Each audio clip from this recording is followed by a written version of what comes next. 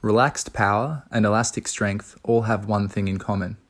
They come from organization of the torso and from natural human gait patterns. See how I'm swinging my arms here? All of this happens through the connectivity of my torso.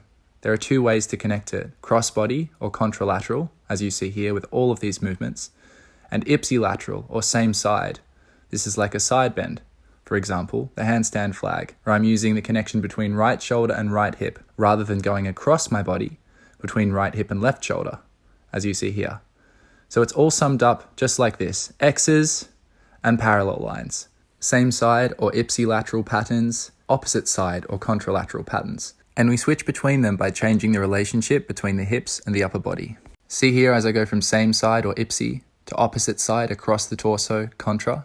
In your gait pattern, you alternate between cross-body or contralateral and ipsi or same side on the weight shift. The moment there's a step, there's a small side flexion force as your foot hits the ground, and that's ipsilateral, but the arm swing is contralateral. And this bipedal locomotion, this walking on two legs, one foot at a time, swinging the arms, is what makes us unique movers as human beings. So it makes sense to try and train ourselves in this way. So here's a really simple way for you to get started right now on the floor and feel this in your own body. Either with knees on or off the ground, try ipsilateral and then try contralateral as shown here. And then just work with lifting the hips a little bit higher so that the length on one side of the body or across the body gets more intense and the contraction or pushing through the ground also gets more intense. And I would encourage you to actually lean into that side bending angle on the ipsi side and the rotational angle on the contra side or that X pattern. Then flip it over onto the bum and check that you know which way is which. Start out with your hips low to the ground and then progressively as you get stronger and more mobile, lift them higher.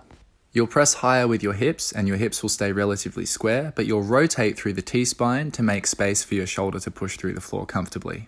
And we can take this on to the rings to work with pulling both on ipsilateral sides, or left and left as shown right here, and contralateral or left hand and right foot as shown right here.